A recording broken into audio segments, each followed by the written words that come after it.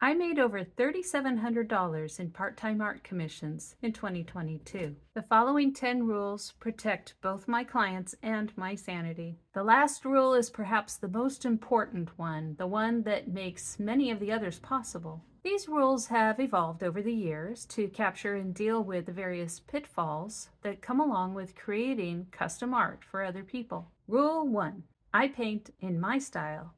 I provide many examples of my artwork on my custom portrait sales page. I've been asked whether I would paint someone's cat like this other painting, looking over a cliff down at the ocean, or in the style of so-and-so but with their dog. I've been requested to use somber, conservative colors. I wouldn't, and I won't. I want my entire body of work to be original, heartfelt artwork that represents me well. I want to be proud of what I created and lives in people's homes. And frankly, I want each piece to make sense when offered together as art prints or other merch at a vending fair. While every painting is an experiment, I save my boundary-pushing experiments for my own personal artwork. If I feel I am successful with a new technique or composition, I will later be open to painting commissions that way. Now, because I have a separate full-time job that pays the bills, I can afford to say no to people about commissions. I paint for the joy of it, and I want to keep it that way. If you want a painting from me, I need to enjoy the process. Rule 2.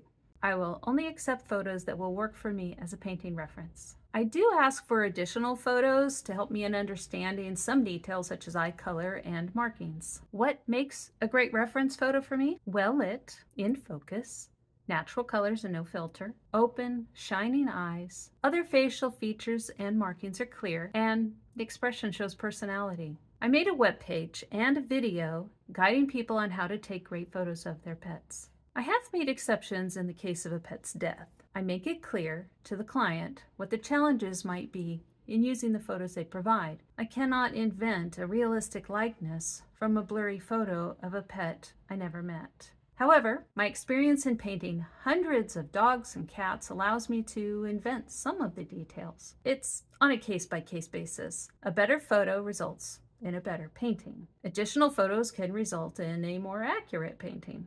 Rule 3. I only include one animal per commissioned painting. The first reason is that my goal for each painting is to focus on the unique personality of that special animal. Each pet inspires me to use a unique color palette. I typically also like to focus on the pet's facial expression close up. The second reason is that when a client wants to include two pets in the same portrait, it's usually from two different photos with different lighting and focus levels. It can be very awkward trying to combine these into a single composition. I don't feel like messing with that. I like to work in a square format these days. This format is not ideal for including more than one animal. Rectangles and landscape format would work, but wide rectangles are not my jam right now. I reserve the right to change my mind at any time on this. As my style evolves, I offer different options for custom work. Rule 4. Each painting is a unique experiment. The client can indicate which of my paintings they enjoy the most and suggest that I lean that way. However, each painting is unique, just like its animal subject. I am inspired by what the animal tells me with its body posture and its facial expression. I am also always growing and experimenting with every painting. Like many artists, I am never complacent and satisfied with my current technical ability or level of artistic sophistication. My paintings are almost always going to be colorful and playful, but I will never stop trying to make them more intriguing and visually arresting. Whether it is a commission or not, each artwork is a chance to play in a new way. You never know what you'll get. Rule 5. I don't create any painting that I don't think I could sell to someone else. I make sure that every painting goes out as a gallery quality work of art. First, as I mentioned in Rule 1, I want my entire body of work to be original, heartfelt artwork that represents me well. Second, I'd like to be able to sell art prints of the painting. Every painting I do should be in line with my style and be high caliber. Third, as I mentioned later in Rule 10, I might end up having to refund the client. So I might actually have to sell it to someone else. Rule 6, we need to address copyright. Copyright can be a very confusing issue, and I must remind you, I'm not a lawyer, I am an artist. But artists often run into problems with working from other people's photos. I make my agreement about copyright very clear for my buyers. The client must be the legal owner of the photo that they submit to me. Typically, it's because they took the photo themselves. They will retain the copyright to their photos. By ordering a painting from me, the client is providing a license for me to create a derivative work of art from it. A derivative is something that's based on another source. The client is also agreeing to allow me to post their photo and my artwork on social media and other marketing. I need to have this permission in order to demonstrate my art process via images and video to others. I will probably also offer reproduction art prints or other merch for sale. Purchase of a painting from me means that a client will receive and own the physical painting. It does not transfer copyrights for the painting to them. For example, the client will need to request my permission to use the painting for any commercial purpose, such as for logo or for greeting cards. That is because I own the copyright to the painting, not them. Rule 7, I don't show the client my work in progress photos. My paintings go through many transformations before I feel they are finished. As I mentioned earlier, every painting is an experiment. When I first posted a video to TikTok about my commission rules, the time lapse was at the very beginning of a painting process. I got a lot of ignorant comments about the supposed poor quality of the artwork. None of these commenters had gone all the way to video 5 to see the finished painting. It was quite different from the early stages. Many paintings go through an ugly phase before they are finished, and that ugly phase is not ready for public assessment. An artist should never have to feel like their artwork has to look fantastic the entire time they're working on it. That would be horrible and unnecessary. I share my ugly stages with you in my process videos because I want artists to see and learn from the entire journey, but don't judge the artwork until the artist says it's finished. And don't offer critique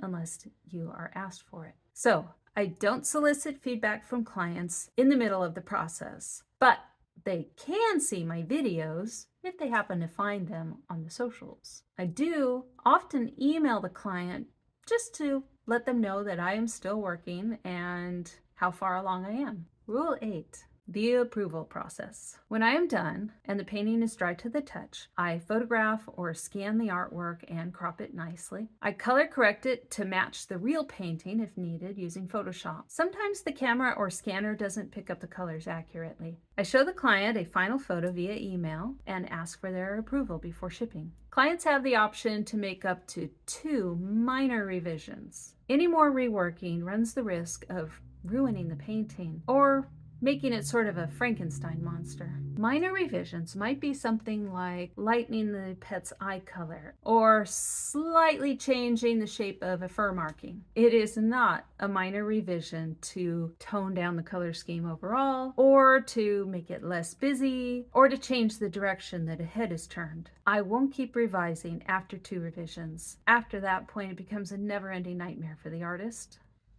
Once the client approves the painting, I carefully prepare it for shipping. Then I ship it within 2 business days. Rule 9, I require full payment upfront. I know a lot of artists and designers who charge more like 50% upfront. When I was a freelance web designer, this is how I worked. 50 upfront and the remaining 50 when completed. However, this is a hassle to manage. If I did it this way, I feel like I would need to prepare a contract and have the client sign it, yada yada, like I used to. It gets complex. Requiring 100% upfront and providing all of the agreements on my sales page and checkout page makes the purchase simpler for everybody. I don't spend that money until I finish the painting and ship it, just in case. As I mentioned later in Rule 10, I might end up having to refund the client and keep the painting. I am considering another possible payment arrangement if the economy continues to be a downer. I am mulling over how to do a layaway plan that makes it easier for the client to get started. For example, I might have them pay 50% now and then 5 to 10% per month until fully paid, and then they would receive the painting. I just need to find a way that keeps it simple and means that I don't need to require a contract. Rule 10.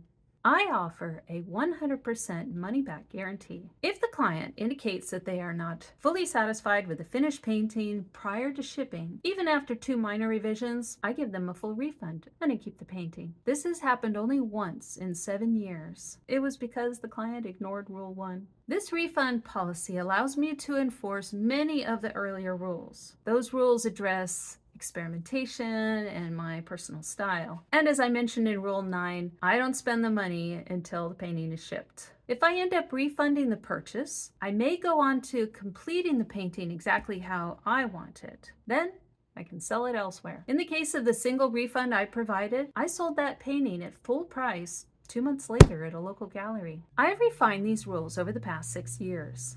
As I continue completing commissioned paintings for other people, I will undoubtedly continue to adapt them for new issues that arise. They work for me now. I hope some of them work for you, but be sure to adjust them for your own situation. Don't let commissioned artwork spoil your love of making art. What do you think of these rules? Tell me in the comments.